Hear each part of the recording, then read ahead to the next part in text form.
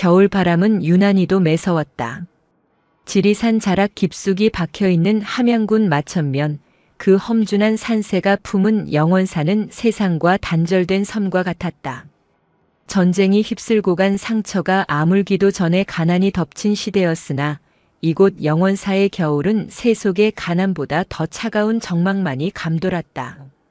법당 처마 끝에 매달린 풍경이 댕그렁거리며 밤의 정적을 깼다. 쇠붙이가 부딪히는 소리라기보다는 얼어붙은 뼈마디가 부대끼는 소리 같았다. 쿨럭쿨럭. 주지실 문살이 거칠게 흔들렸다. 해안 스님은 가슴을 쥐어뜯으며 기침을 토해냈다. 낡은 승복 소매로 입을 틀어막았지만 손가락 사이로 비릿하고 붉은 선혈이 배어나왔다. 칠흑 같은 어둠 속에서도 그 붉음은 선명했다. 해안은 떨리는 손으로 피 묻은 손수건을 내려다보았다. 생의 마지막 촛불이 심지 끝에서 위태롭게 일렁이고 있었다. 이른을 넘긴 그의 육신은 껍데기만 남은 고목 같았다. 젊은 시절 해인사 강원에서 밤을 새워가며 경전을 파고들었고 선방에 앉아 엉덩이가 짓무르도록 화두를 들었건만 죽음이 코앞에 닥친 지금 그에게 남은 것은 아무것도 없었다. 깨달음은커녕 다가오는 소멸에 대한 본능적인 공포만이 가슴을 옥죄었다. 평생을 부처를 찾았으나 결국 나는 늙고 병든 중생에 불과하구나. 해안은 마른 세수를 하며 한탄했다. 그때였다. 윗목 아랫목 구분이 없는 냉골 방 한 구석에서 새근거리는 숨소리가 들려왔다. 해안의 눈길이 그쪽으로 향했다. 낡은 목화솜 이불을 덮고 잠든 아이 단우였다. 올해로 고작 4살. 전쟁통에 부모를 잃고 산문 앞에 버려진 핏덩이를 거둔 것이 엊그제 같은데 아이는 콩나물처럼 쑥쑥 자라 어느새 동자승의 태를 갖추고 있었다. 하얗다 못해 투명해 보이는 민머리, 긴 속눈썹이 드리운 눈매는 마치 이 세상 사람이 아닌 듯 신비로운 기운을 풍겼다. 하지만 단우의 몸은 해안보다 더 위태로웠다. 원인을 알 수 없는 열병이 밤마다 아이를 괴롭혔다. 병원에도 가보았고 용하다는 약초도 먹여보았지만 의원들은 고개를 가로저을 뿐이었다. 스님. 잠꼬대처럼 아이가 중얼거렸다. 해안은 엉금엉금 기어가 아이의 머리맡에 앉았다. 열이 펄펄 끓고 있었다. 자그마한 이마에 맺힌 식은땀을 닦아주는데 단우가 천천히 눈을 떴다. 열에 들떠 몽롱할 법도 한데 아이의 눈동자는 맑은 호수처럼 깊고 고요했다. 단우야, 많이 아프냐? 해안의 목소리가 물기에 젖어 갈라졌다.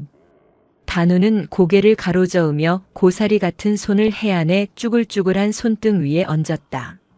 놀랍게도 아이의 손바닥에서 따스한 온기가 전해지자 해안의 가슴을 짓누르던 통증이 씻은 듯이 가라앉았다.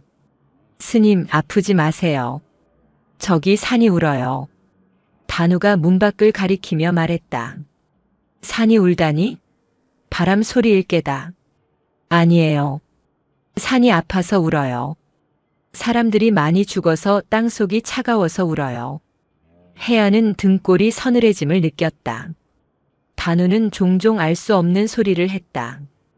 그를 가르치지 않았는데도 경전을 읊는 스님의 목소리에 맞춰 묘한 운율을 흥얼거렸고 아무도 없는 허공을 향해 합장을 하기도 했다. 마을 사람들은 그런 단우를 보고 신기가 들렸다며 수군거렸지만 해안은 알 수 있었다. 이 아이는 세상을 보는 눈이 달랐다. 아이는 눈앞의 사물이 아니라 그 너머에 있는 본질을 보고 있었다. 지리산. 이곳은 동족 상잔의 비극이 가장 처참하게 묻힌 곳이었다. 수많은 이념이 피를 흘리며 쓰러진 땅. 단우는 그 원혼들의 울음을 듣고 있는 것일까? 단우야, 무섭지 않느냐? 무섭지 않아요. 그냥 슬퍼요. 다들 집에 가고 싶은데 길을 잃어버렸대요. 내 살배기 아이의 입에서 나올 말이 아니었다. 해안은 단우를 와락 끌어안았다. 자신의 몸도 가누기 힘든 판국에 이 비범하고도 위태로운 아이를 두고 떠날 수는 없었다. 내가 죽으면 이 아이는 누가 돌본단 말인가. 이대로 두면 단우도 내 뒤를 따라갈 것이다. 해안의 뇌리에 번개처럼 스치는 생각이 있었다. 합천 가야산 해인사. 그곳에는 8만 대장경이 있었다. 부처님의 말씀이 8만 4천 가지의 법문으로 새겨진 목판. 젊은 날 해안이 그토록 매달렸던, 그러나 끝내 해답을 얻지 못하고 등을 돌렸던 곳. 하지만 지금은 달랐다. 전설처럼 내려오는 이야기 중에 대장경의 신비한 힘이 업장을 소멸하고 난치병을 고친다는 말이 있었다. 평생을 이성적인 수행자로 살아온 해안이었지만 죽음 앞에서는 지푸라기라도 잡고 싶은 심정이었다. 아니, 그것은 단순한 미신에 대한 기대가 아니었다. 8만 대장경이 모셔진 그 거대한 법의 바다라면 이 아이의 기이한 병과 영혼을 감당해줄 스승을 만날 수 있지 않을까 하는 마지막 희망이었다. 가자. 해인사로. 해안은 결심한 듯 입술을 깨물었다. 여기서 그냥 죽음을 기다릴 수는 없었다. 길 위에서 객사하는 한이 있더라도 단우를 살릴 방법을 찾아야 했다. 해인사요? 거기는 부처님 집이에요? 단우가 눈을 동그랗게 뜨고 물었다. 그래, 아주 큰 부처님 집이다. 그곳에 가면 내 병도 낫고 내 마음의 짐도 내려놓을 수 있을 게다. 좋아요. 스님이랑 가면 어디든 좋아요. 단우가 해맑게 웃었다. 그 미소는 방금 전까지 산의 울음을 이야기하던 아이와는 전혀 다른 영락없는 4살짜리 어린아이의 것이었다. 해안은 가슴 한구석이 찡하게 저려왔다. 다음 날 새벽 해안과 단우는 영원사를 나섰다. 짐이라고는 낡은 걸망 하나가 전부였다. 걸망 안에는 부서진 목탁 하나와 며칠분에 말린 누룽지, 그리고 단우에게 먹일 물병이 들어있었다. 지리산의 새벽 공기는 살을 애는 듯 차가웠다. 눈 덮인 산길은 미끄럽고 가파랐다. 해안은 지팡이의 의지에 한 걸음 한 걸음 힘겹게 발을 떼었다. 단우는 해안의 등 뒤를 졸졸 따라오며 눈 덮인 나무들에게 인사를 건넸다. 나무야, 춥지? 내가 나중에 이불 덮어줄게. 아이는 나뭇가지에 쌓인 눈을 털어주며 속삭였다. 해안은 그 모습을 보며 쓴웃음을 지었다. 제 몸 하나 건사하기 힘든 녀석이 나무 걱정을 하다니. 단우야, 딴청 피우지 말고 어서 오너라. 해지기 전에 마천면 소재지까지는 가야 한다. 네, 스님. 단우가 씩씩하게 대답하며 뛰어오다 그만 눈길에 미끄러져 엉덩방아를 찧었다. 해안이 기겁하며 달려가 아이를 일으켜 세웠다. 다치지 않았느냐? 조심하라고 했거늘. 버럭 소리를 지르자 단우의 눈에 눈물이 그렁그렁 맺혔다. 하지만 아이는 울지 않았다. 대신 털어낸 엉덩이를 문지르며 배시시 웃었다. 스님, 엉덩이가 땅이랑 뽀뽀했어요. 해안은 말문이 막혔다. 이 아이의 순수함 앞에서는 어떤 화도, 어떤 근심도 눈 녹듯 사라져버리고 마는 것이다. 해안은 한숨을 내쉬며 자신의 목에 걸려있던 낡은 회색 목도리를 풀어 단우의 목에 감아주었다. 춥다. 여미거라. 두 사람은 다시 길을 재촉했다. 영원사에서 마천면까지는 꼬박 반나절을 걸어 내려가야 하는 험한 길이었다.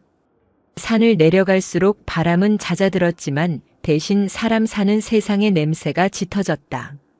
그것은 밥 짓는 연기 냄새이기도 했고 가축의 분뇨 냄새이기도 했으며 무엇보다 고단한 삶의 냄새였다. 해가 중천에 떴을 무렵 드디어 산 아래 첫 마을이 보였다. 드문드문 박힌 초가집들과 슬레이트 지붕들이 옹기종기 모여있는 마천면 소재지였다. 스님, 배고파요. 단우가 해안의 옷자락을 잡아당겼다. 해안 역시 허기가 저 현기증이 일지경이었다. 걸망 속의 누룽지는 이미 바닥을 보이고 있었다. 해안은 깊은 한숨을 쉬며 마을 어귀로 들어섰다. 탁발이라도 해야 했다. 승려의 체면 따위는 중요하지 않았다. 오직 단우를 먹여야 한다는 일념뿐이었다. 마을 분위기는 흉흉했다. 흉년이 들어 인심이 메말라 있었고 낯선 이방인에 대한 경계심이 가득했다. 해안이 어느 허름한 집 대문 앞에서 목탁을 두드리며 연불을 외기 시작했다. 관세음보살 나무아미타불 관세음보살. 잠시 후 대문이 벌컥 열리며 런닝 차림의 사내가 튀어나왔다. 술 냄새가 확 풍겼다. 아침부터 재수없게 웬 중놈들이야. 썩 꺼지지 못해? 사내는 다짜고짜 고함을 질렀다. 해안은 고개를 숙이며 정중히 말했다.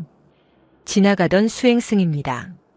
어린 상좌가 배를 골아 그러하니 식은 밥 한 덩이라도 보시해 주시면 부처님의 자비가. 자비? 웃기고 자빠졌네. 우리 식구 먹을 쌀도 없는데 무슨 놈의 자비야? 그리고 저 꼬마는 또 뭐야? 자식 새끼 팽개쳐놓고 도망간 땡중 자식 아니야? 사내의 입에서 험한 말이 쏟아졌다. 해안의 얼굴이 불그락푸르락해졌다. 모욕도 이런 모욕이 없었다. 평생을 청정하게 살아온 수행자로서 참기 힘든 치욕이었다. 해안의 손에 쥔 지팡이가 부르르 떨렸다. 마음속에서 불길 같은 분노가 치밀어 올랐다. 이 무지몽매한 중생이 감히 불보살의 제자를 능멸하다니. 해안이 막 훈계를 하려던 찰나였다. 단우가 해안의 앞을 막아서더니 사내를 향해 쪼르르 달려갔다. 사내는 흠칫 놀라 뒤로 물러섰다. 이 녀석이 뭐야? 단우는 말없이 품속에서 무언가를 꺼냈다. 그것은 내려오는 길에 해안 몰래 꺾어두었던 바위 틈에 피어난 작은 노란색 겨울꽃이었다. 시들긴 했지만 여전히 고운 빛깔을 머금고 있었다. 단우는 그 꽃을 사내의 뒤에 숨어 겁에 질린 표정으로 쳐다보고 있던 사내의 어린 딸에게 내밀었다. 너 가져. 예쁘지? 단우의 천진난만한 목소리가 살벌했던 공기를 갈랐다. 어린 소녀는 쭈뼛거리며 꽃을 받아들었다. 단우가 해맑게 웃으며 사내를 올려다보았다. 아저씨, 화내지 마세요. 아저씨 얼굴이 빨개서 도깨비 같아요. 우리 스님은 착한 사람이에요. 밥 안 주셔도 돼요. 그러니까 화내지 마세요. 사내의 표정이 멍해졌다. 욕설을 퍼붓던 입이 다물어지지 않았다. 불그락푸르락 하던 얼굴에서 도끼가 순식간에 빠져나갔다. 사내는 헛기침을 몇 번 하더니 머리를 벅벅 긁었다. 아니꺼 꼬마 녀석 참. 사내는 무안한 듯 횡하니 집 안으로 들어가 버렸다. 잠시 후 대문 밖으로 바가지 하나가 불쑥 나왔다. 김이 모락모락 나는 삶은 고구마 몇 개가 담겨 있었다. 먹고 가시오. 괜히 애 굶기지 말고. 사내는 퉁명스럽게 내뱉고는 대문을 쾅 닫아버렸다. 해안은 멍하니 바가지를 내려다보았다. 자신의 고상한 법문도 엄격한 계율도 해내지 못한 일을 4살짜리 아이의 꽃 한 송이가 해낸 것이다. 해안은 단우를 보았다. 아이는 소녀가 쥐고 있는 꽃을 보며 빙긋이 웃고 있었다. 나는 평생 무엇을 공부했는가? 저 아이의 마음속에 이미 부처가 앉아있거늘. 해안은 눈시울이 뜨거워짐을 느꼈다. 그는 바가지를 집어들고 닫힌 대문을 향해 깊이 합장했다. 성불하십시오. 두 사람은 따뜻한 고구마를 나누어 먹으며 마을을 벗어났다. 배는 찼지만 갈 길은 멀었다. 합천까지는 산 넘고 물 건너 수백 리 길이었다. 차를 탈 돈도 없거니와 걷는 것이 수행이라 여기는 해안의 고집 탓에 두 다리에 의지해야만 했다. 함양을 지나 거창으로 향하는 길목, 해는 뉘엿뉘엿 서산으로 기울고 있었다. 겨울 해는 꼬리가 짧았다. 어둠이 내리자 살을 애는 추위가 다시 엄습했다. 단우의 걸음이 눈에 띄게 느려졌다. 스님 다리가 너무 무거워요. 단우의 목소리에 힘이 없었다. 해안이 급히 아이의 이마를 짚어보았다. 아침보다 열이 더 심했다. 불덩이 같았다. 조금만 더 가면 묵을 곳이 있을 게다. 업어주마. 해안은 지팡이를 던지고 단우를 등에 업었다. 자신의 몸도 삭정이처럼 부서질 것 같았지만 등 뒤에서 전해지는 아이의 뜨거운 체온이 그를 버티게 했다. 스님 무거우시죠? 아니다. 깃털처럼 가볍구나. 거짓말. 스님 숨소리가 쇳소리 같아요. 원래 늙으면 숨소리가 거칠어지는 법이다. 신경 쓰지 말고 한숨 자거라. 혜안은 이를 악물고 걸었다. 눈발이 다시 날리기 시작했다. 시야가 흐릿해졌다. 그때였다. 저 멀리 길가에 쓰러져 있는 거무튀튀한 형체가 보였다. 사람인 것 같았다. 그냥 지나칠까 했지만 수행자의 양심이 허락하지 않았다. 가까이 가보니 누더기를 걸친 노파였다. 눈 위에 엎어진 채 신음하고 있었다. 보살님 정신 차리십시오. 혜안이 노파를 흔들어 깨웠다. 노파가 힘겹게 눈을 떴다. 백태가 낀 흐릿한 눈동자가 혜안을 향했다. 스님 배가 고파 며칠을 굶었는지 모릅니다. 혜안은 난감했다. 남은 것이라고는 아까 받은 고구마 반쪽이 전부였다. 그것은 이따 밤에 단우가 배고파하면 먹이려고 남겨둔 것이었다. 단우는 지금 아프고 잘 먹어야 버틸 수 있었다. 혜안의 마음속에서 갈등이 일어났다. 이 아이가 우선이다. 저 노파는 내가 어쩔 수 없다. 혜안이 망설이는 사이 등 뒤에서 단우의 힘없는 목소리가 들렸다. 스님 할머니한테 드려요. 단우야, 이건 내 저녁이다. 저는 괜찮아요. 아까 많이 먹었어요. 할머니 배에서 천둥 소리가 나요. 단우는 혜안의 품속에 있는 고구마를 꺼내 노파의 입가에 가져다 대었다. 노파는 허겁지겁 고구마를 받아 먹었다. 목이 메는지 눈을 퍼다 뜬 채 캑캑거리면서도 순식간에 삼켜버렸다. 아이고 부처님. 감사합니다. 살았습니다. 노파는 혜안과 단우에게 연신절을 했다. 혜안은 부끄러움에 고개를 들 수 없었다. 아이는 자신의 생명줄을 내어주었는데 자신은 잠시나마 저울질을 했던 것이다. 보살님 일어날 수 있겠습니까? 예. 덕분에 기운이 납니다. 노파는 지팡이를 짚고 일어서더니 묘한 눈빛으로 단우를 바라보았다. 이 동자승 보통 아이가 아니군요. 눈 속에 별이 들어있어. 무슨 말씀이신지. 조심해서 가시오. 큰 산을 넘어야 할 테니. 하지만 걱정 마시오. 귀한 인연이 기다리고 있을 테니. 노파는 알 수 없는 말을 남기고 어둠 속으로 사라졌다. 혜안은 멍하니 노파의 뒷모습을 바라보았다. 귀한 인연? 해인사에 도착하면 만날 대장경을 말하는 것일까? 눈발은 점점 굵어져 한방눈으로 변했다. 세상이 온통 하얗게 지워지고 있었다. 혜안은 다시 단우를 업고 길을 나섰다. 아이의 숨소리가 점점 거칠어지고 있었다. 단우야, 조금만 참아라. 해인사에 가면 모든 게 좋아질 것이다. 하지만 혜안의 마음속에는 불안한 그림자가 짙게 드리우고 있었다. 과연 그때까지 이 아이가 그리고 자신이 버틸 수 있을까? 눈보라치는 지리산 자락의 밤길은 끝이 보이지 않았다. 한방눈은 밤새도록 쏟아졌다. 온 세상이 하얗게 숨을 죽였다. 혜안은 꼬박 밤을 새웠다. 거창으로 향하는 길목, 다행히 강가에 버려진 낡은 초가집을 발견한 것이 천운이었다. 지붕은 반쯤 무너져 내렸지만 매서운 눈보라를 피하기엔 좋겠다. 혜안은 앙상한 갈대와 마른 짚을 긁어 모아 불을 피웠다. 꺼질 듯 가물거리는 불씨가 혜안의 늙고 주름진 얼굴과 단우의 창백한 낯을 번갈아 비추었다. 단우는 혜안의 품에 안겨 불덩이처럼 뜨거운 숨을 몰아쉬었다. 어젯밤 노파에게 마지막 남은 고구마마저 내어준 뒤 아이는 한 모금의 물 외에는 아무것도 넘기지 못했다.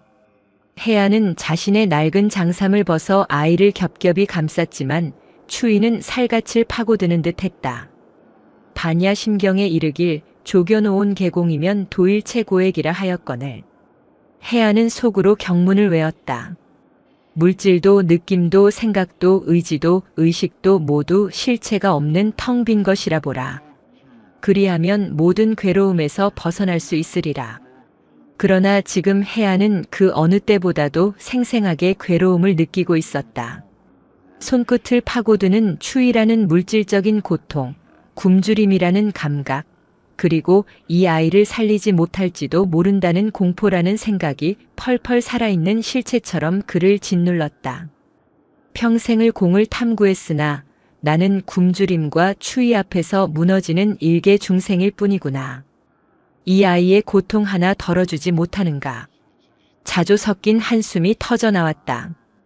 그때 해안의 품속에서 단우가 작게 신음했다. 스님 춥습니다. 단우야, 정신이 드느냐. 스님은 안 추우세요? 스님 옷 다 주셔서. 단우는 고사리 같은 손으로 해안이 입고 있는 얇은 속적삼을 만지작거렸다. 자신의 장삼을 벗어준 탓에 해안은 거의 맨몸으로 추위를 견디고 있었다. 스님은 괜찮다. 이 늙은 몸은 가죽이 두꺼워져서 추위도 모른단다. 해안이 애써 태어난 목소리를 냈지만 덜덜 떨리는 턱은 감출 수 없었다. 단우는 그런 해안을 빤히 올려다보더니 해안의 가슴팍에 자신의 작은 이마를 가만히 가져다 대었다. 제가 스님 불 떼워드릴게요. 아이의 이마는 여전히 불덩이 같았지만 이상하게도 그 뜨거움이 해안의 심장께로 전해지자 얼어붙었던 몸이 녹아내리는 듯한 온기가 퍼져나갔다. 해안은 말없이 아이의 민머리를 쓸어주었다. 날이 밝자 눈은 그쳤지만 세상은 거대한 얼음 창고가 되어 있었다. 두 사람은 다시 길을 나섰다. 함양 읍내를 지나 거창으로 가려면 얼어붙은 남강 지류를 건너야 했다. 다리라고 부르기도 민망한 낡은 섭다리는 위태로워 보였다. 단우야, 스님 손 꼭 잡아라. 절대 놓치면 안 된다. 해안이 단우의 손을 잡고 섭다리 위에 첫 발을 디뎠다. 얼음장 같은 강바람이 귓가를 스쳤다. 그때였다. 저만치 다리 건너편 읍내 장터 방향에서 왁자지껄한 소리가 들려왔다. 두 사람이 다리를 거의 건넜을 무렵 장터 어귀에 몰려있던 사람들이 그들을 발견했다. 시장은 흉년으로 인해 그 어느 때보다 살벌했다. 먹을 것이 귀하니 인심은 바닥에 떨어져 있었다. 그런 그들의 눈에 멀쩡한 사지 육신을 가지고도 일을 하지 않는 것처럼 보이는 스님과 동자승은 반가운 존재가 아니었다. 쯧쯧, 저 중놈 좀 보소. 이 추운 날에 애까지 데리고 앵벌이를 나왔구만. 일할 생각은 않고 부처님 팔아서 먹고 살려는 게으름뱅이들이지. 수군거림은 이내 노골적인 야유가 되어 날아왔다. 해안은 묵묵히 걸음을 옮기려 했다. 한평생 들어온 오해와 멸시였다. 그러나 오늘은 달랐다. 단우가 곁에 있었다. 스님, 저 아저씨들이 왜 우리한테 돌멩이 던져요? 단우가 물었다. 실제로 돌을 던진 것은 아니었지만 그들의 말은 얼음 조각처럼 날아와 해안의 가슴에 박혔다. 해안이 막다른 길에 몰린 짐승처럼 분노로 으르렁거리던 찰나 쌀가게로 보이는 가게 앞에서 한 사내가 그들을 가로막았다. 여보시오 중양반. 어디서 왔소? 지리산 영원사에서 왔습니다. 합천 해인사로 가는 길입니다. 해인사? 거길 이에 데리고 걸어간다고. 미쳤구만.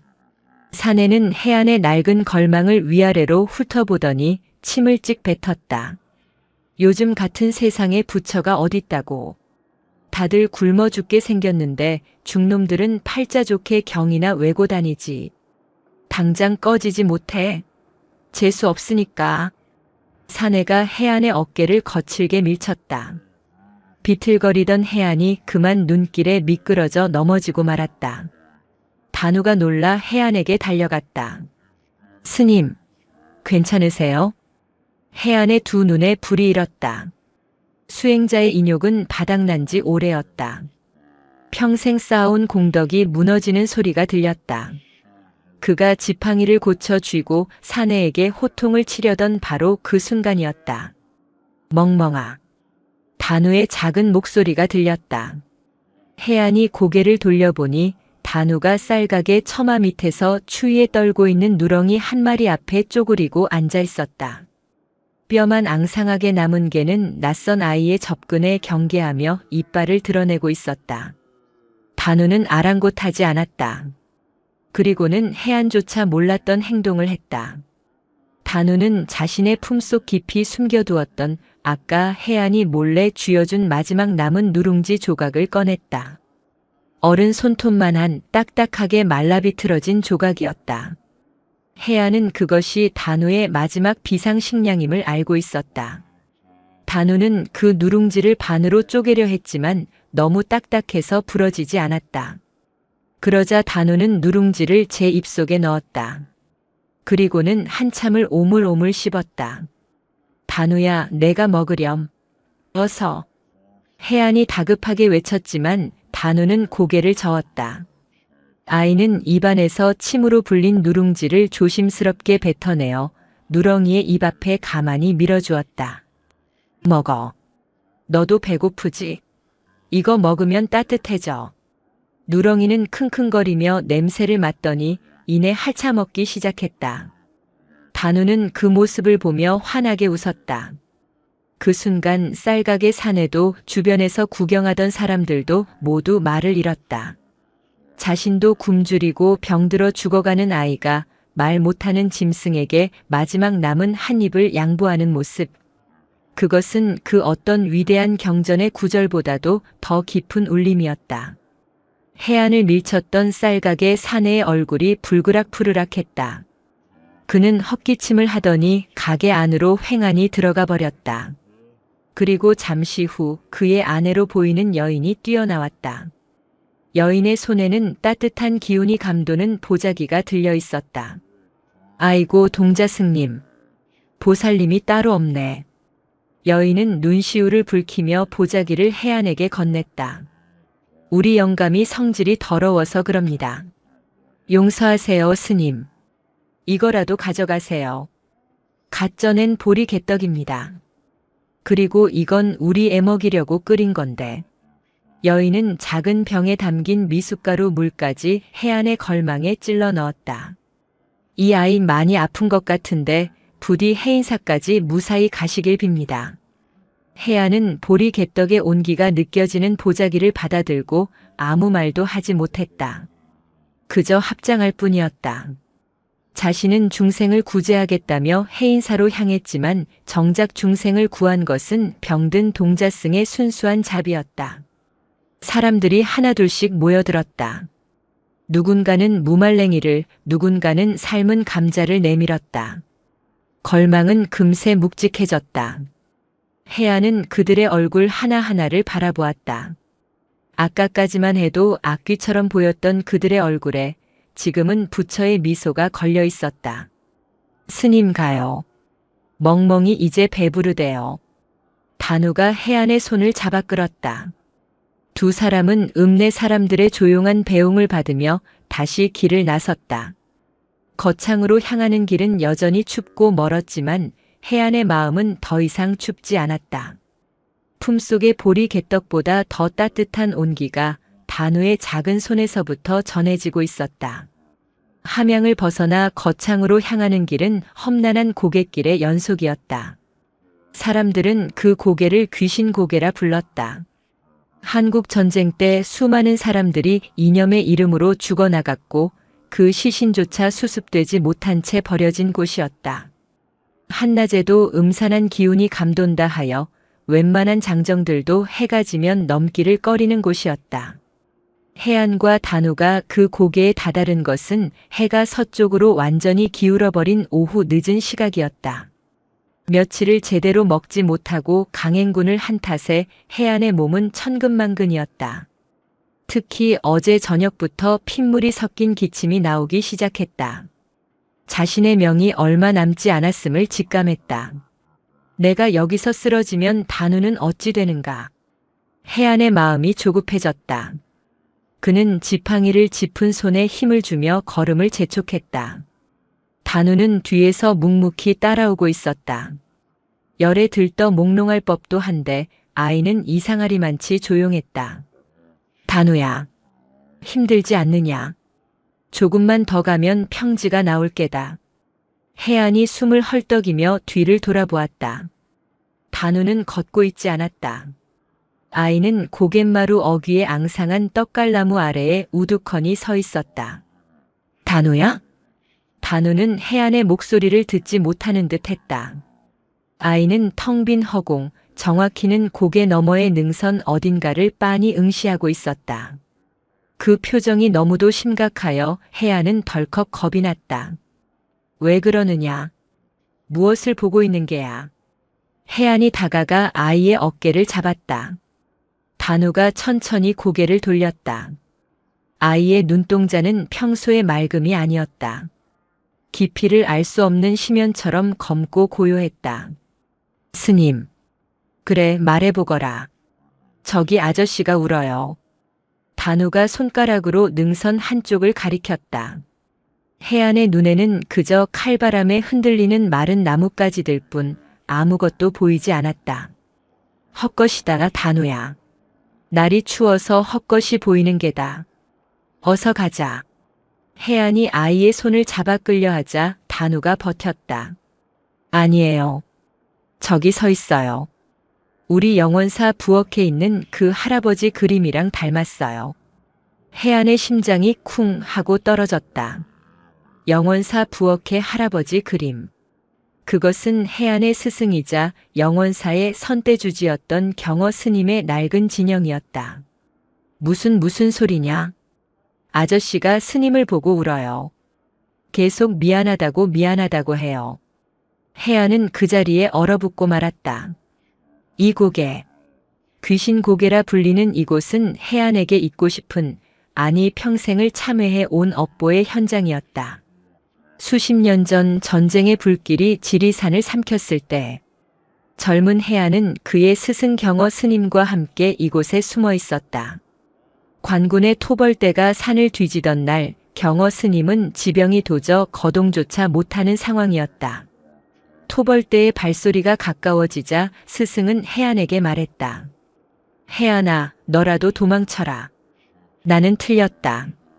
너는 젊으니 부처님의 법맥을 이어야지 않겠느냐. 혜안은 망설였다. 스승을 버리고 갈 수 없었다. 하지만 죽음의 공포는 너무도 생생했다. 발소리가 바로 등 뒤까지 다가왔을 때 혜안은 스승의 손을 놓고 어둠 속으로 몸을 날렸다. 법맥을 잇겠다는 거창한 명분은 사실 비겁한 생존 본능을 가리기 위한 핑계에 불과했다. 그는 살아남았고 스승은 그날 토벌대의 총구에 쓰러졌다.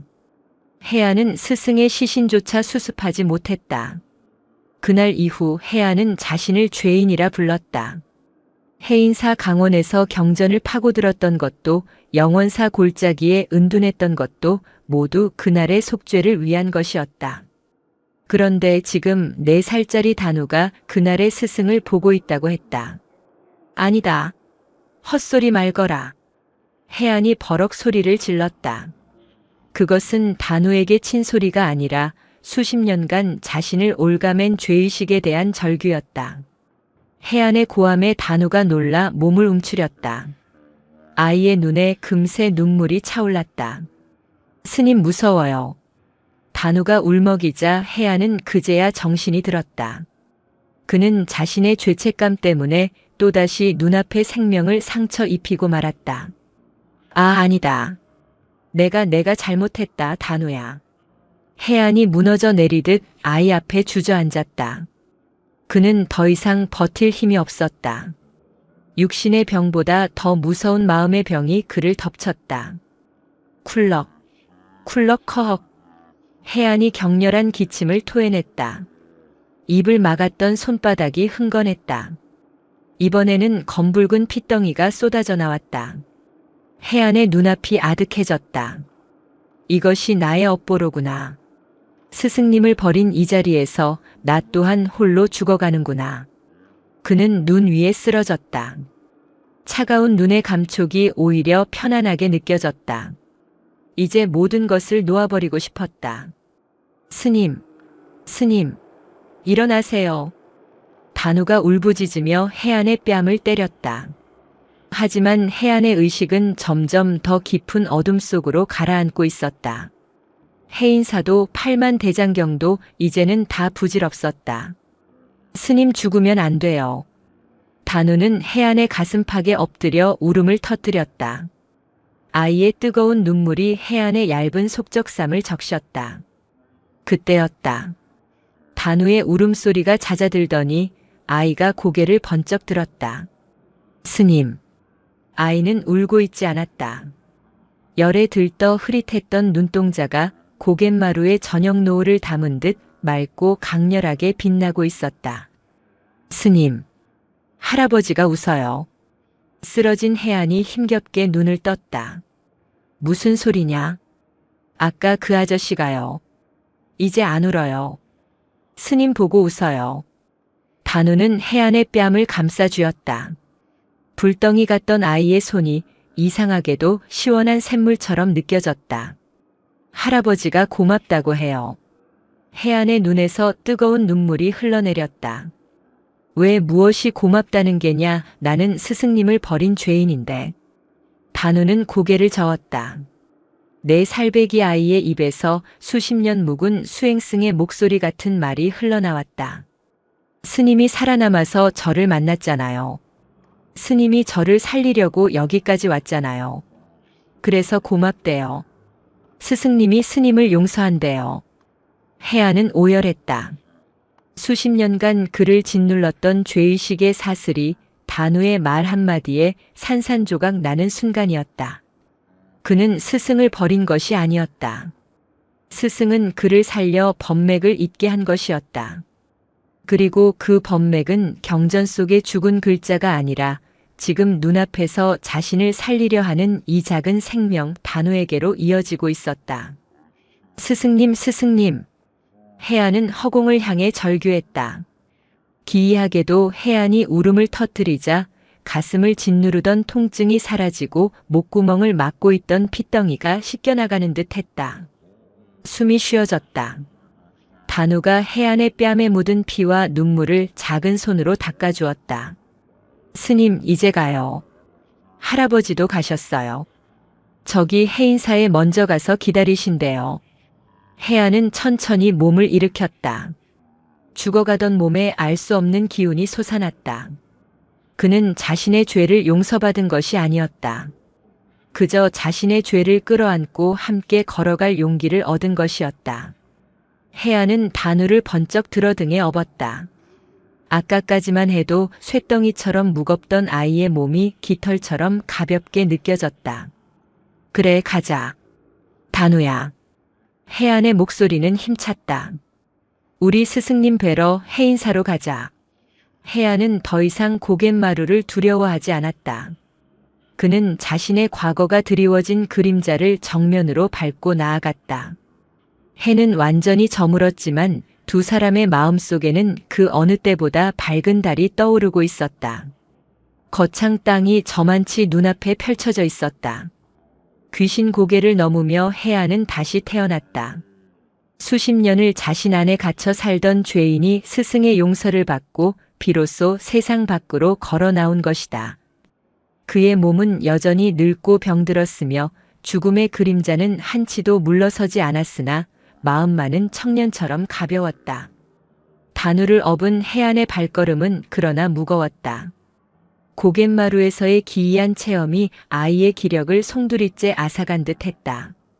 단우는 해안의 등 뒤에서 잠든 것인지 아니면 의식을 잃은 것인지 모를 만큼 미동조차 없었다. 그저 불덩이 같은 숨결만이 스님의 맨살 같은 목덜미에 위태롭게 닿았다가 흩어질 뿐이었다. 거창 읍내는 함양보다 컸지만 흉년과 추위가 휩쓸고 간 풍경은 다르지 않았다. 사람들의 얼굴에는 생기 대신 그늘이 드리워져 있었고 거리에는 볏짚 타는 매캐한 연기만 자욱했다. 해안은 더 이상 탁발을 주저하지 않았다. 어제까지만 해도 그것이 구걸이라 여겼다면 이제는 인연을 짓는 일이라 생각했다. 그는 어느 객주집 문 앞에서 목탁을 내려놓고 조용히 합장했다. 나무아미타불 관세음보살. 연불 소리는 힘이 없었지만 고갯마루를 넘으며 깨달은 스승의 용서가 실려 있어 묘한 울림을 지녔다. 잠시 후 문이 열리고 쭈그렁 바가지 같은 할머니가 나왔다. 왼중이여. 할머니는 해안의 행색과 등 뒤에 축 늘어진 단우를 번갈아 보더니 혀를 찼다. 쯧쯧, 이 엄동설안에 애를 잡으려고 환장을 했구만. 애가 불덩이여. 보살님. 하룻밤 이슬이라도 피할 처마 밑이라도 좋으니 이 아이가. 해안은 말을 잇지 못했다. 평생 굽히지 않던 무릎이 절로 꿇어질 것 같았다. 할머니는 해안을 쏘아보더니 들고 있던 부직갱이로 문지방을 탁 쳤다. 뭘 꾸물거려. 당장 애부터 들이쇼. 얼어 죽는 꼴 보려고 환장했어. 할머니의 목소리는 거칠었지만 해안은 그 속에서 따뜻한 불씨를 보았다. 해안은 단우를 업은 채 조심스럽게 방으로 들어섰다. 아랫목은 아니었지만 군부를 뗀 온기가 남아있는 작은 골방이었다. 해안이 단우를 눕히자 할머니는 거친 손으로 단우의 이마를 짚어보더니 밖으로 뛰쳐나갔다. 잠시 후 할머니는 김이 모락모락 나는 그릇을 들고 돌아왔다. 뜨거운 물에 갠 무즙이었다. 일단 이거라도 먹여봐. 애들 열 내리는 데는 이만한 게 없어. 해안은 떨리는 손으로 그릇을 받아 단우의 입술을 적셨다. 단우는 끙끙거리면서도 본능처럼 뜨거운 무즙을 삼켰다. 할머니는 그 모습을 지켜보다가 해안에게 물었다. 어디서 오는 길이요? 지리산 영원사에서 옵니다. 합천 해인사로 가는 길입니다. 해인사? 그 먼 길을? 이 꼴을 하고. 할머니는 기가 막힌다는 듯 해안을 쏘아보았다. 스님은 부처님 믿는다면서 왜 부처님이 주신 제 몸뚱이는 이렇게 함부로 굴리시오? 스님 몸뚱이도 썩어 문드러지고 있는데 누굴 돌보겠다고. 해안은 고개를 숙였다. 할머니의 말은 거칠었지만 틀린 말이 하나도 없었다. 자신도 핏덩이를 토해내는 위중한 환자였다. 염치 없지만 보살님. 이 아이가 먹을 죽 한 그릇만. 앉아보셔. 할머니는 해안의 말을 잘랐다. 그리고는 해안의 앞에 털썩 주저앉더니 해안의 손목을 덥석 잡았다. 맥이나 한번 봅시다. 나도 젊어서 약초 꽤나 캐러 다녔소. 해안은 놀랐지만 할머니의 소나기 힘이 어찌나 센지 뿌리칠 수가 없었다. 할머니는 눈을 지그시 감고 해안의 맥을 짚었다. 잠시 후 할머니는 깊은 한숨을 내쉬었다. 허 스님. 이거 큰일이네. 스님 몸속은 지금 전쟁통이 따로 없구먼. 폐가 다 사갔어. 당장 불길부터 잡아야 하는데. 해안은 쓴웃음을 지었다. 제 명은 제가 압니다, 보살님. 다만 저 아이만이라도. 시끄럽소. 할머니가 버럭 소리를 질렀다. 중생 구제한다는 스님이 제 목숨 귀한 줄도 모르고 저 아이만 살리겠다. 그게 부처님 가르침이요? 스님이 살아야 저 아이도 사는 게지. 스님이 죽으면 저 어린 것은 어쩔 셈이요? 길바닥에서 얼어 죽으라고. 해안은 망치로 머리를 맞은 듯 했다. 귀신 고개에서 스승의 용서를 받고 모든 것을 깨달았다고 생각했는데 그는 여전히 나의 죽음과 아이의 생명을 분리해서 생각하고 있었다. 나라는 집착, 나의 업보라는 생각에서 한치도 벗어나지 못했던 것이다. 할머니의 꾸짖음은 죽비보다 더 아프게 해안의 정수리를 내리쳤다. 해안은 할머니 앞에 천천히 엎드려 큰 절을 올렸다. 보살님께서 이 늙고 무지한 중생을 깨우치십니다. 할머니는 쯧 혀를 차더니 밖으로 나갔다. 잠시 후 할머니는 보리죽 한 그릇과 시커먼 탕약 한 사발을 들고 왔다. 죽은 아이 주고 이 탕약은 스님이 드시오.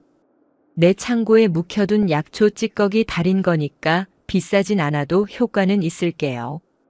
해안은 탕약을 받아들었다. 불길처럼 뜨겁고 쓴 약물이 목구멍을 타고 흘러내렸다. 신기하게도 약이 들어가자 가슴을 짓누르던 통증이 조금 가라앉는 듯 했다. 해안은 단우에게 보리죽을 떠먹였다. 단우는 눈을 감은 채였지만 천천히 죽을 받아 삼켰다. 그날 밤 해안은 오랜만에 깊은 잠에 들었다. 할머니는 두 사람이 묵는 골방 아궁이에 밤새 마른 장작을 밀어 넣었다. 다음 날 아침 해안은 낯선 온기에 눈을 떴다. 방 안은 훈훈했고 단우는 땀에 흠뻑 젖은 채 새근새근 잠들어 있었다. 이마를 짚어보니 불덩이 같던 열이 거짓말처럼 내려가 있었다. 해안은 할머니에게 또다시 절을 올렸다. 떠나는 해안의 걸망에 할머니는 주먹밥 2덩이와 탕약을 싼 보자기를 찔러 넣었다.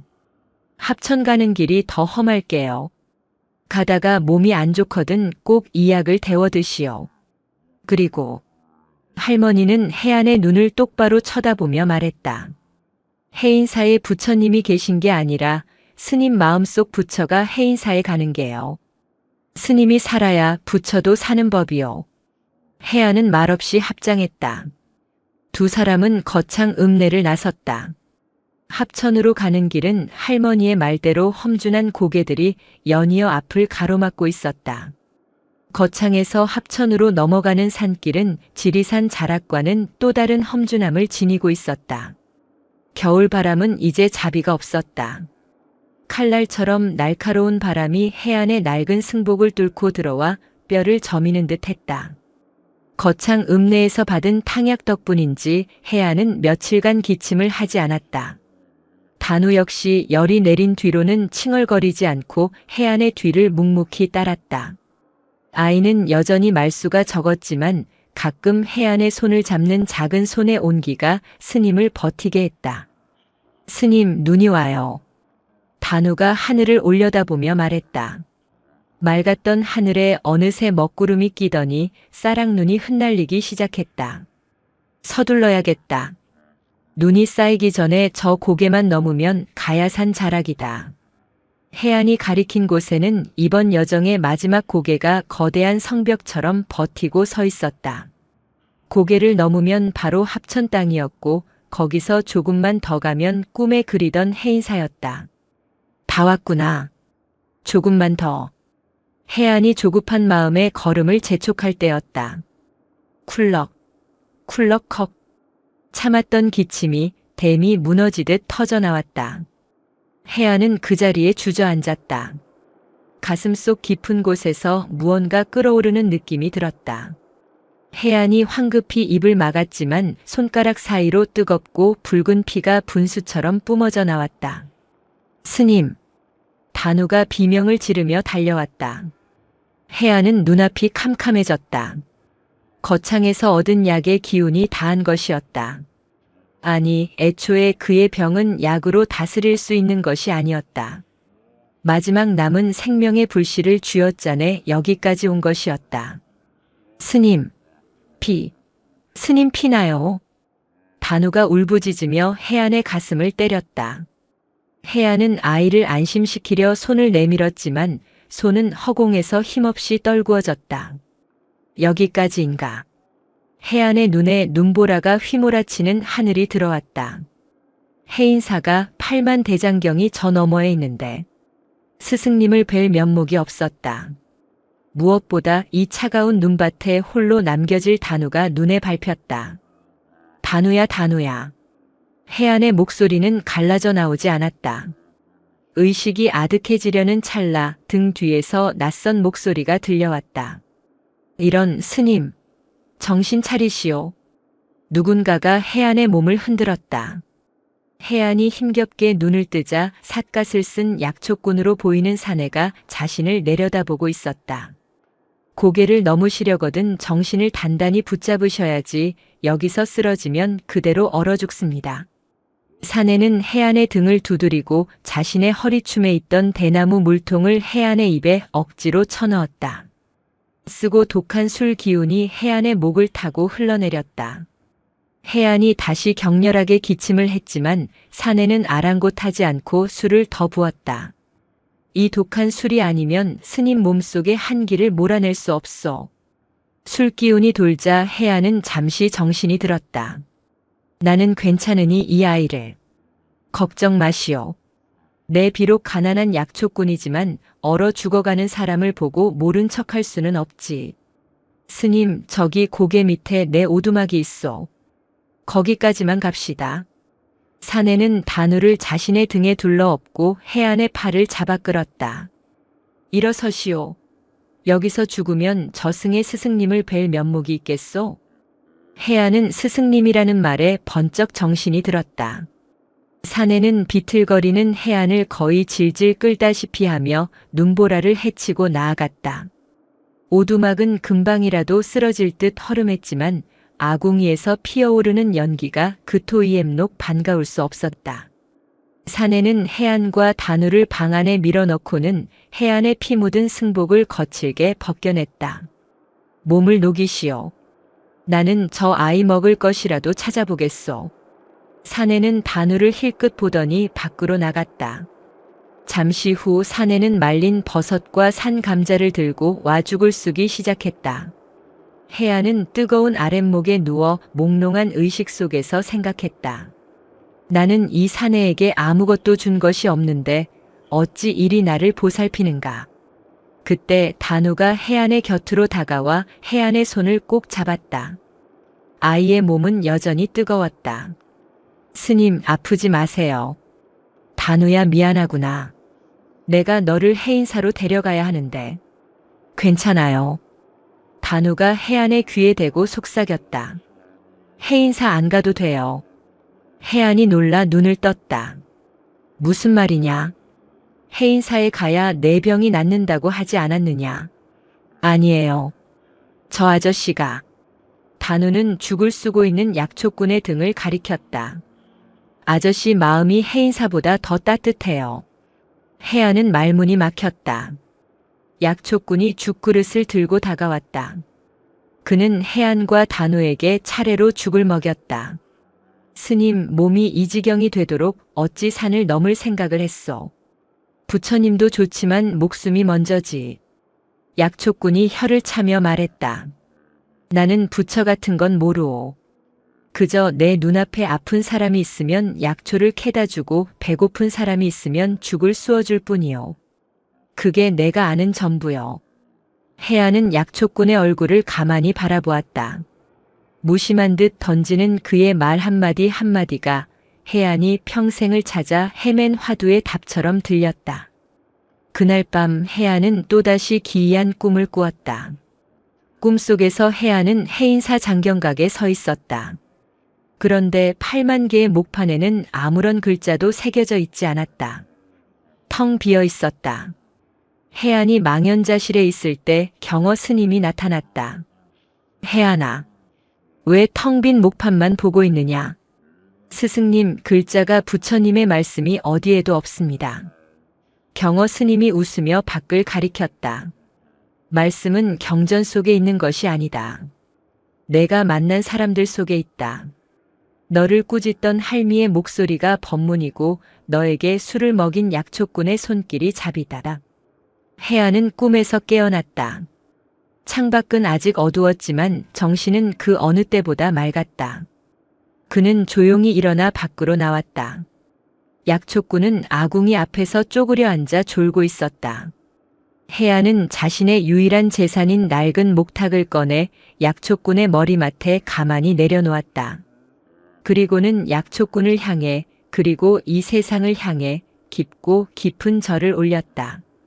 약초꾼의 오두막에서 하룻밤을 신세진 덕분에 해안은 겨우 기력을 차릴 수 있었다. 마지막 고개를 넘자 드디어 합천 땅이 발 아래 펼쳐졌다. 멀리 안개 속에 잠긴 가야산의 능선이 보였다. 해인사. 평생의 염원이자 마지막 희망이 저곳에 있었다. 하지만 해안의 마음은 더 이상 조급하지 않았다. 거창 할머니의 꾸짖음과 약초꾼의 무심한 친절을 겪으며 그는 이미 자신의 해인사를 만났기 때문이었다. 문제는 단우였다. 마지막 고개를 넘으며 기력을 소진한 탓인지 아이의 병세가 다시 극도로 악화되었다. 열은 내릴 줄 몰랐고 이제는 죽조차 넘기지 못했다. 아이는 해안의 등에서 거의 의식을 잃은 채 가느다란 숨만 몰아쉬고 있었다. 단우야, 정신 차려라. 다 왔다. 저기만 가면 해인사다. 해안이 애타게 불렀지만 단우는 대답이 없었다. 해안의 마음이 다시 천갈래 만갈래로 찢어졌다. 자신이 깨달음을 얻은들 무슨 소용인가. 이 아이가 죽어가는데. 가야산 입구 해인사로 들어가는 길목에 다다랐을 때였다. 해안은 더 이상 한 걸음도 뗄 수 없었다. 단우의 몸이 축 늘어지는 것이 느껴졌다. 해안이 황급히 아이를 내려안았다. 단우야, 단우야, 눈을 떠보거라. 아이의 얼굴은 종이장처럼 하얗게 질려 있었고 숨결은 금방이라도 끊어질 듯 미약했다. 해안의 눈에서 뜨거운 눈물이 쏟아졌다. 스승의 용서도 약초꾼의 자비도 이 아이의 죽음 앞에서는 아무런 힘이 되지 못했다. 부처님, 관세음보살님, 제발 제발 이 아이를 살려주십시오. 이 아이 대신 저 늙은 목숨을 거두어 가십시오. 해안은 꽁꽁 얼어붙은 땅바닥에 이마를 찌으며 울부짖었다. 평생의 수행도 깨달음도 죽어가는 아이 앞에서는 한낱 부질없는 망상에 불과했다. 그는 그저 무력한 늙은이일 뿐이었다. 그때였다. 어디선가 다 떨어진 누더기를 걸친 노파가 해안에게 다가왔다. 노파는 해안이 지리산 어귀에서 만났던 마지막 남은 고구마를 나눠주었던 바로 그 노파였다. 하지만 해안은 절망에 빠져 그녀를 알아보지 못했다. 스님, 뭘 그리 서럽게 우시오. 노파의 목소리는 앙상했지만 이상하게도 해안의 울음을 멎게 하는 힘이 있었다. 해안이 눈물범벅이 된 얼굴로 고개를 들었다. 아이가 죽어갑니다. 보살님. 노파는 말없이 해안의 품에 안긴 단우를 내려다보았다. 그리고는 자신의 가슴팍 깊숙한 곳에서 무언가를 꺼냈다. 그것은 그녀의 품 온기에 겨우 녹은 차갑고 딱딱한 찐 감자 한 알이었다. 그것은 노파의 마지막 양식인 듯 보였다. 노파는 그 감자를 쪼개려다 이가 다 빠진 입으로 감자를 직접 베어 물었다. 그리고는 쭈글쭈글한 입으로 오랫동안 감자를 씹었다. 해안이 멍하니 그 모습을 바라보고 있을 때 노파는 침과 범벅이 되어 부드러워진 감자를 뱉어내어 단우의 입술에 조심스럽게 밀어넣었다. 해안은 그 순간 숨이 멎는 듯 했다. 그것은 지저분하고 천한 행위가 아니었다. 그것은 어미가 새끼에게 먹이를 물려주는 이 세상에서 가장 순수하고 원초적인 자비의 모습이었다. 노파는 자신의 전 생명을 짜내어 죽어가는 아이에게 건네고 있었다. 해안의 뇌리를 스치는 것이 있었다. 거창 할머니의 탕약, 약초꾼의 죽, 그리고 지금 이 노파의 씹은 감자. 그는 팔만대장경이라는 거대한 진리의 숲만 바라보느라 길 위에서 만난 작은 풀꽃 같은 진리들을 외면해왔다. 내가 찾던 기적이 팔만대장경 속에 있는 것이 아니었구나. 경전 속의 진리가 아니라 지금 이 순간 이 노파의 씹은 감자 한 조각이 이것이 진짜 기적이구나. 해안의 마음속에서 무언가 거대한 것이 무너져 내렸다. 집착, 번뇌, 그리고 나라는 의식. 그 모든 것이 사라진 자리에 그저 따뜻한 눈물만이 차올랐다. 그는 더 이상 단우를 살려달라고 빌지 않았다. 그저 이 노파의 자비에 이 순간에 감사할 뿐이었다. 해안이 노파를 향해 고개를 숙여 합장하려는 순간이었다. 우물우물. 해안의 품속에서 작은 소리가 들렸다. 해안이 놀라 단우를 내려다보았다. 단우가 죽은 듯이 창백했던 그 아이가 노파가 밀어넣은 감자를 본능적으로 삼키고 있었다. 그리고는 천천히 눈을 떴다. 아이의 눈동자는 열에 들떠 흐릿하지 않았다. 지리산의 맑은 샘물처럼 맑고 투명하게 빛나고 있었다. 스님. 단우가 해안을 부르며 희미하게 웃었다. 배고파요. 해안은 대답 대신 터져나오는 울음을 삼켰다. 기적은 해인사에 있지 않았다. 기적은 가장 낮은 곳에, 가장 절박한 순간에, 그리고 지금 바로 이 순간에 있었다. 해안은 단우를 아는 채 누더기를 걸친 노파를 향해 자신의 일생에서 가장 깊은 절을 올렸다. 이마가 차가운 땅에 닿았지만 마음은 타오르는 불처럼 뜨거웠다. 노파는 그저 늙은 스님이 추워서 떠는가 보다 생각하며 쭈글쭈글한 손으로 제 품에서 또 다른 감자 반쪽을 꺼내 해안의 손에 쥐어주었다. 가야산의 정기는 지리산의 그것과 닮았으면서도 달랐다. 지리산이 모든 것을 품어 안는 어머니의 산이라면 가야산은 진리를 향해 솟아오른 준엄한 아버지의 산과 같았다. 해인사로 향하는 마지막 길목, 속세의 먼지를 털어낸다는 홍류동 계곡의 물소리가 해안의 귓가를 맑게 씻어내렸다. 해안의 등에는 더 이상 단우가 없었다. 노파에 씹은 감자, 그 원초적인 생명의 온기를 받아 삼킨 아이는 기적처럼 기력을 되찾았다. 비록 여전히 비틀거렸지만 단우는 제 두 발로 흙을 딛고 섰다. 아이는 해안의 낡은 장삼 자락을 한 손에 꼭 쥔 채 난생 처음 보는 거대한 사찰의 위용에 동그란 눈을 굴리기에 바빴다. 두 사람의 행색은 여전히 남루했다. 해안은 며칠간의 여정으로 뼈만 앙상하게 남았고 얼굴은 죽음의 그림자가 짙게 드리워져 있었다. 단우 역시 때국물이 흐르는 누비옷 차림이었다. 하지만 두 사람의 눈빛만은 가야산의 겨울 햇살을 받아 수정처럼 빛나고 있었다. 스님, 저기 문이 엄청 커요. 단우가 일주문을 가리키며 속삭였다. 가야산 해인사라는 현판이 수백 년 묵은 고고함으로 그들을 맞이하고 있었다. 해안은 일주문 앞에 멈춰 섰다. 한평생을 그리던 곳. 젊은 날 경전을 붙들고 씨름하던 그가 스승을 버렸다는 죄책감에 감히 돌아오지 못했던 곳. 그리고 자신의 마지막 해답이 있으리라 믿었던 곳. 그는 문을 통과하지 못하고 그 자리에 멈춰 서서 가만히 눈을 감았다. 여기까지 오는 동안 저는 수많은 부처님을 만났습니다. 함양장터에서 모욕을 주었으나 아이의 자비에 고구마를 내어주었던 사내. 거창 객주집에서 죽비 같은 호통으로 늙은 중의 어리석음을 깨우쳐준 할머니. 마지막 고개에서 자신의 목숨을 구하고도 이름조차 남기지 않은 약초꾼. 그리고 제 생명의 마지막 조각을 떼어 단우를 살린 그 누더기 노파까지.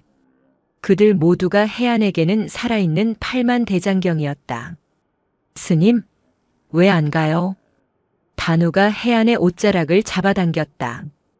해안이 천천히 눈을 떴다. 그의 뺨으로 뜨거운 눈물 한 줄기가 흘러내렸다. 그러나 그것은 절망이나 고통의 눈물이 아니었다. 감사, 또 감사였다. 가자, 단우야. 진짜 부처님을 만나러 가자. 해안은 단우의 손을 잡고 일주문을 통과했다. 경내로 들어서자 천년 고찰의 깊은 침묵이 두 사람을 감쌌다. 땡, 댕 멀리서 들려오는 법고 소리가 해안의 심장을 울리는 듯 했다. 두 사람의 남루한 행색은 단박에 눈에 띄었다. 마당을 쓸던 한 사미승이 빗자루질을 멈추고 그들에게 다가왔다. 어디서 오신 스님이십니까? 지리산 영원사에서 왔습니다. 주지 스님 혹은 강주 스님을 뵙고 싶습니다. 해안의 목소리는 갈라졌지만 그 안에 담긴 기백은 사미승을 압도하기에 충분했다. 사미승은 해안의 맑으면서도 깊은 눈빛과 그 옆에 선 동자승의 신비로운 기운에 잠시 할 말을 잃었다. 잠시 기다리시지요. 주무 스님께 여쭙겠습니다. 사미승은 종종 걸음으로 객당으로 사라졌다. 잠시 후 점잖은 풍모의 노승 한 분이 모습을 드러냈다. 해인사에서 경악을 가르치는 강주 스님이었다. 강주 스님은 해안을 보자 말자 멈칫했다. 혹시 영원사의 해안 스님이 아니십니까? 해안 역시 놀라 고개를 들었다. 스님은 혹시? 접니다. 수십 년 전 이곳 강원에서 함께 경을 논했던 도반 무영입니다. 맙소사 해안 스님, 이게 얼마 만입니까? 무영 스님, 지금의 해인사 강주는 젊은 시절 해안과 함께 해인사 강원에서 밤을 새워가며 진리를 탐구했던 도반이었다. 전쟁과 시국의 풍파 속에서 해안이 지리산으로 숨어든 이후 소식이 끊겼던 터였다. 무영 스님 이 늙고 병든 몸으로 어찌 도반을 알아봤소. 스님의 그 형형한 눈빛은 수십 년이 지나도 변함이 없구려. 어서 안으로 드십시다. 헌데 이 아이는. 무영 스님은 해안의 등에 엎였다. 이제는 해안의 손을 잡고 있는 단우를 보았다. 해안은 무영 스님을 따라 따뜻한 객실로 안내받았다.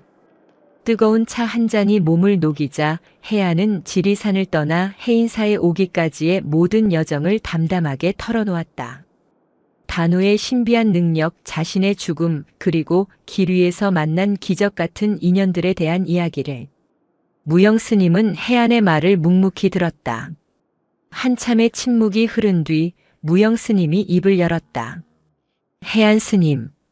스님은 이미 8만 대장경을 다 읽으셨구려. 무슨 말씀이신지. 스님은 경전 속의 죽은 글자를 찾아 이곳에 오셨다 하셨소.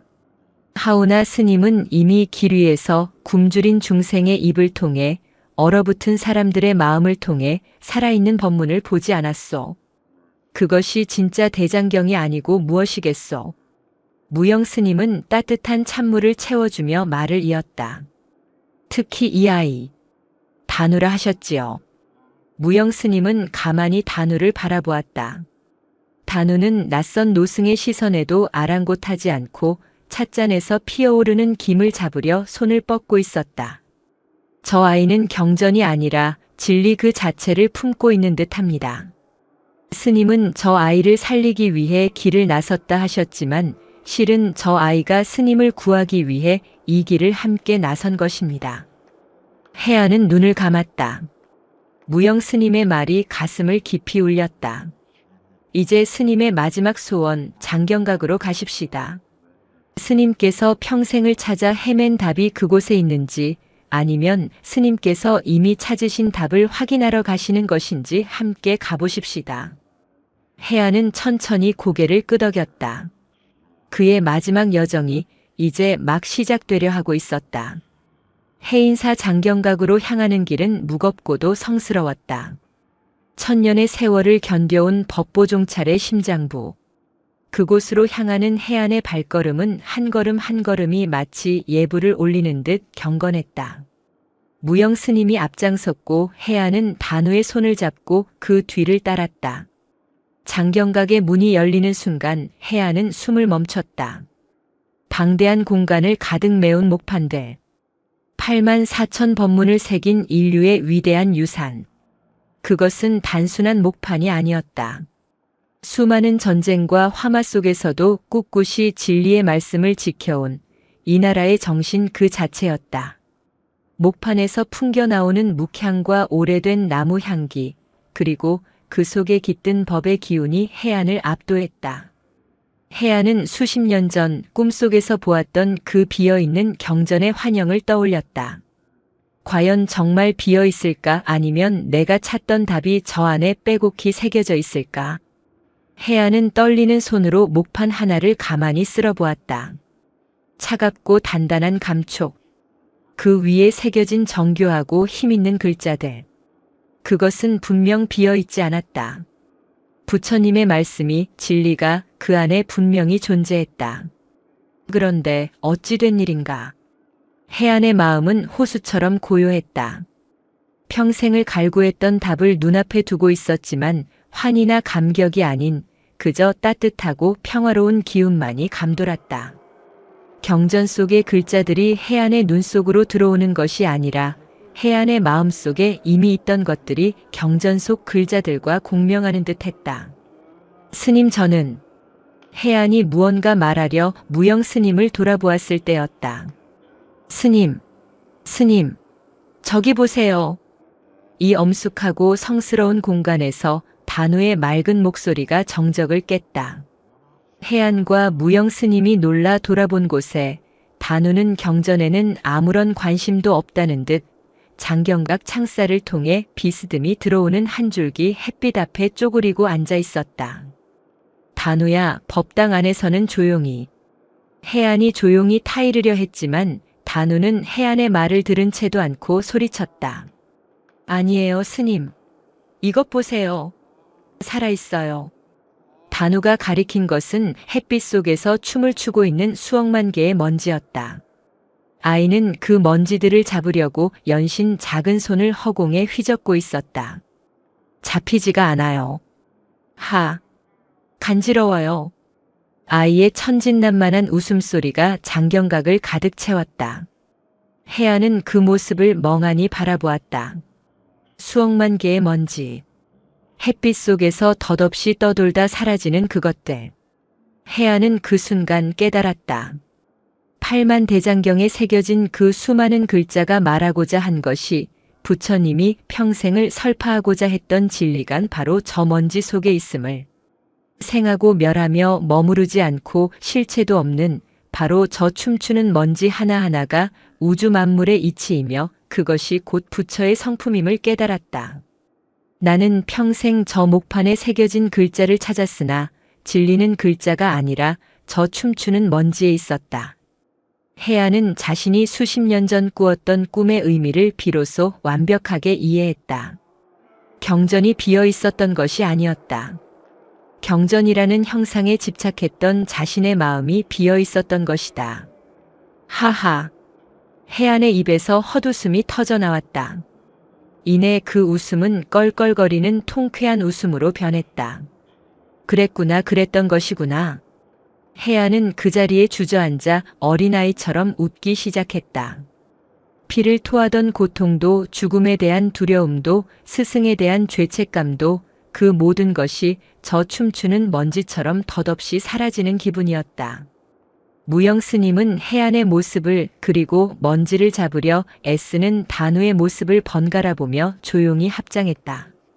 한평생 경전을 연구한 이 늙은 중보다 저 아이가 먼저 법을 보았습니다. 그리고 해안 스님은 마침내 그 법을 깨달으셨소. 해안은 웃음을 거두고 단우에게 손짓했다. 단우야, 이리 오너라. 단우가 쪼르르 해안의 품에 안겼다.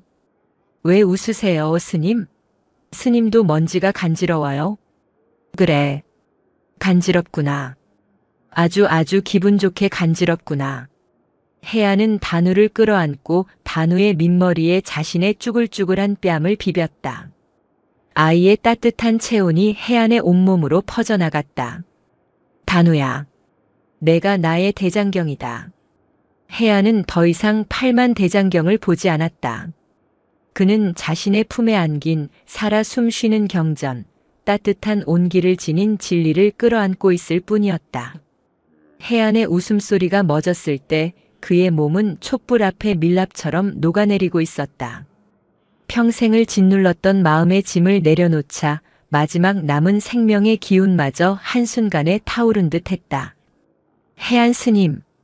무영 스님이 비틀거리는 해안을 부축했다. 해안의 몸은 깃털처럼 가벼웠다. 괜찮소, 무영 스님.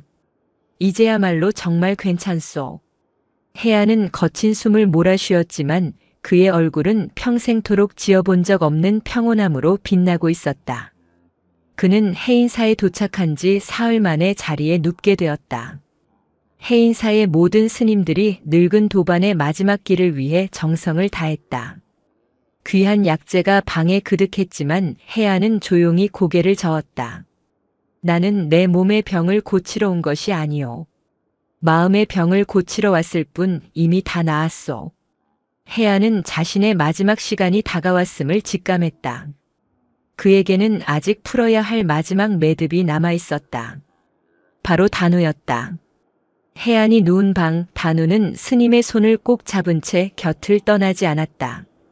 아이는 스님이 아프다는 것을 알았지만 이상하게도 울거나 보채지 않았다.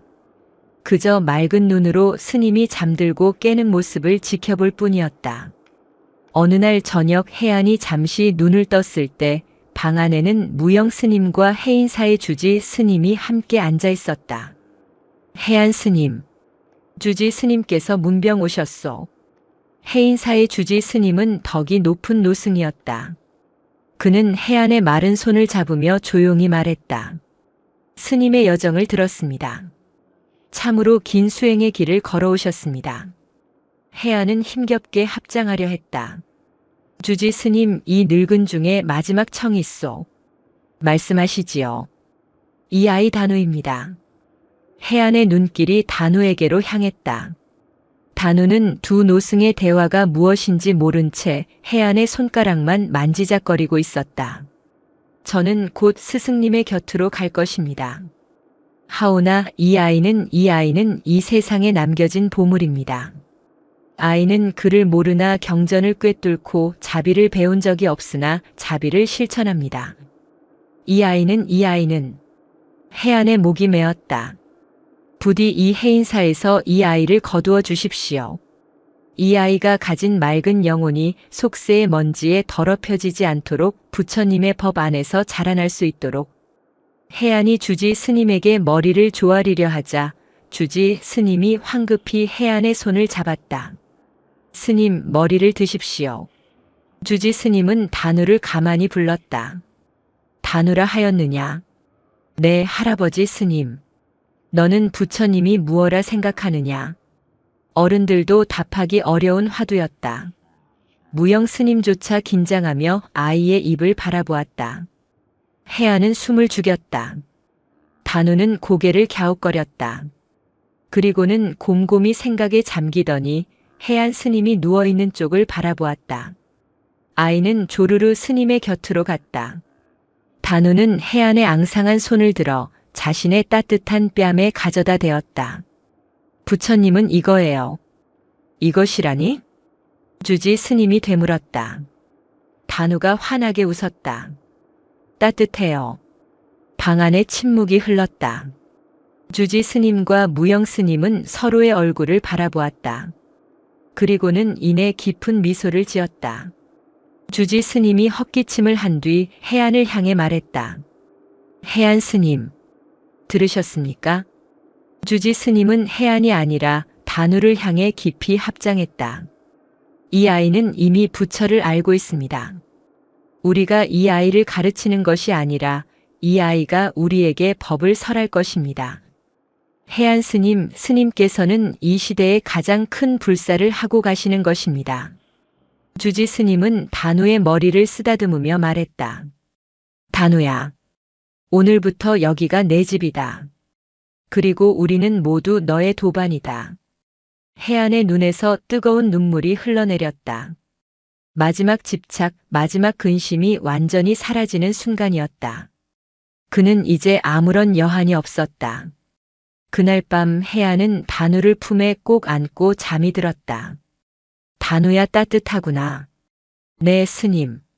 저도 스님이 따뜻해요. 해안은 귀신 고개에서 스승님이 왜 자신을 용서했는지 비로소 깨달았다. 자신이 살아남았기에 단우를 만날 수 있었던 것이다.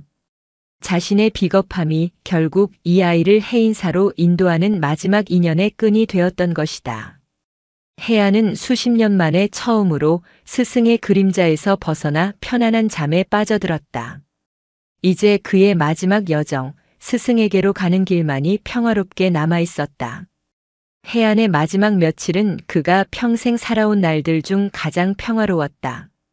죽음의 그림자는 더 이상 그의 방문을 두드리는 공포의 대상이 아니었다.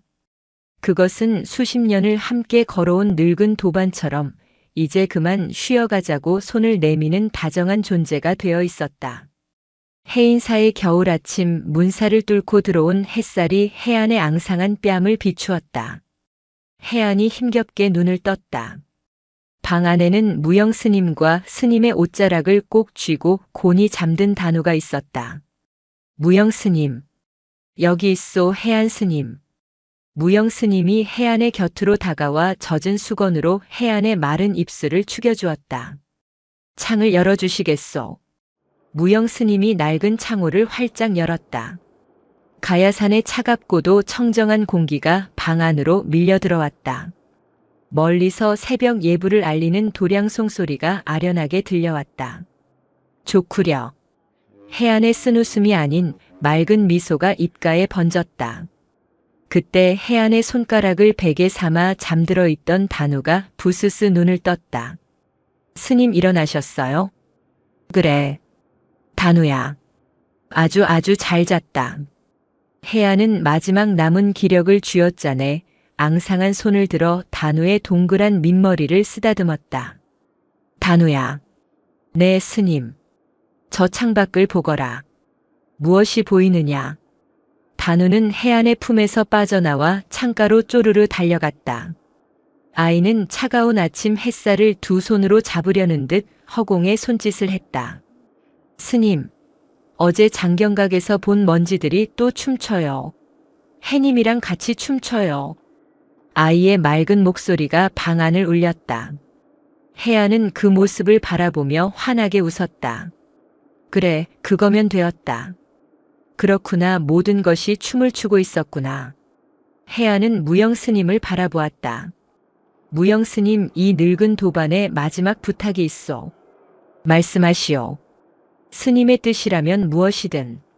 저 아이가 저 춤추는 먼지의 이치를 잊지 않도록, 저 아이가 가진 저 따뜻함을 잃지 않도록 스님께서 지켜봐 주시오. 걱정 마시오, 혜안 스님. 이 아이는 이제 해인사의 보물이며 나의 스승이요. 내가 아니라 이 아이가 우리를 이끌어 줄 것이요. 무영 스님의 말에 혜안은 비로소 모든 것을 내려놓은 듯 깊은 숨을 내쉬었다. 그는 다시 단우를 불렀다. 단우야, 이리 오너라. 단우가 다시 혜안의 품으로 파고들었다. 혜안은 아이를 껴안았다. 단우야, 내가 나의 경전이었고 내가 나의 부처였다. 스님, 저도 스님이 부처님이에요. 스님은 제일 따뜻해요. 고맙다. 혜안의 목소리가 속삭임처럼 잦아들었다. 그는 아이의 온기를 가슴에 품은 채 가만히 눈을 감았다. 마치 지리산 영원사에서 깊은 겨울잠을 청하듯 그의 얼굴은 더없이 평화로웠다. 단우는 스님이 다시 잠드는 줄 알았다. 하지만 혜안의 손이 단우의 등을 쓸어주던 것을 멈추고 스르르 힘없이 떨어졌다. 스님, 주무세요? 아이는 혜안의 뺨을 흔들었다. 그러나 혜안은 대답이 없었다. 혜안의 뺨에서 감고 있는 눈에서 뜨거운 눈물 한 줄기가 흘러내려 아이의 손등을 적셨다. 그것은 삶의 마지막 고통에서 벗어난 완전한 평화의 눈물이었다. 무영 스님은 혜안이 열반에 들었음을 알았다. 그는 아무 말 없이 자신의 늙은 도반을 향해 그리고 혜안의 품에 안겨 어리둥절한 표정을 짓고 있는 작은 동자승을 향해 깊고 깊은 합장을 올렸다. 며칠 뒤 혜안 스님의 다비식이 거행되었다.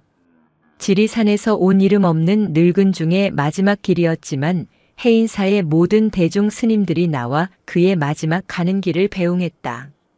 혜안과 단우가 걸어온 기적 같은 여정은 이미 해인사 스님들 사이에 깊은 울림을 주는 법문이 되어 있었다. 타오르는 불길 앞에서 단우는 울지 않았다. 아이는 그저 붉게 타오르는 불꽃이 마치 햇살 속의 먼지처럼 하늘로 솟아오르는 모습을 가만히 지켜보고 있었다. 그 붉은 불꽃이 스님의 따뜻한 품처럼 느껴졌기 때문이었다.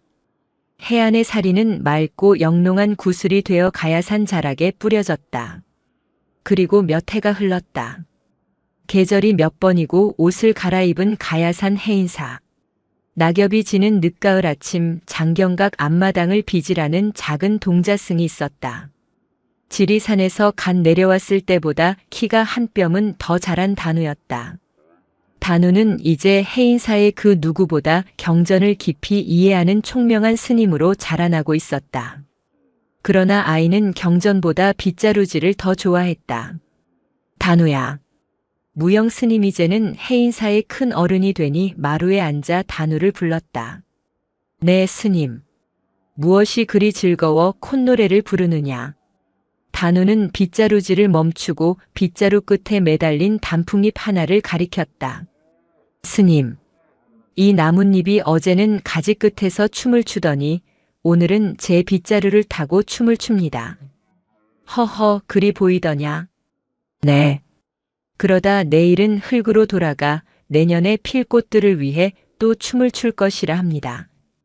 단우가 해맑게 웃었다. 무영 스님은 그 웃음 속에서 수년 전 장경각에서 먼지를 잡으려던 아이의 모습과 그 아이를 보고 통쾌하게 웃던 늙은 도반 해안의 모습을 동시에 보았다. 무영 스님이 마지막 가르침을 확인하듯 물었다. 단우야, 너는 이 세상에서 가장 큰 기적이 무엇이라 생각하느냐? 단우는 곰곰이 생각할 필요도 없다는 듯 다시 빗자루를 고쳐 잡았다. 아이는 아침 햇살을 받으며 마당에 남은 마지막 낙엽을 쓸어 담기 시작했다. 서걱 서걱. 단우의 맑은 목소리가 가을 하늘 아래 청명하게 울려 퍼졌다. 지금이요. 단우가 무영 스님을 돌아보며 대답했다. 지금 스님과 제가 여기서 이야기하고 제가 이 마당을 쓰는 것. 바람이 불고 나뭇잎이 춤을 추는 것. 바로 지금 여기가 가장 큰 기적입니다. 무영 스님은 대답 대신 가만히 눈을 감고 합장했다. 해안 스님이 평생을 찾아 헤맨 진리가 늙은 도반이 남기고 간 그 따뜻함이 지금 이 순간 단우의 빗자루 끝에서 다시 태어나고 있었다. 가야산 해인사의 아침은 그렇게 또 하나의 살아있는 법문으로 채워지고 있었다.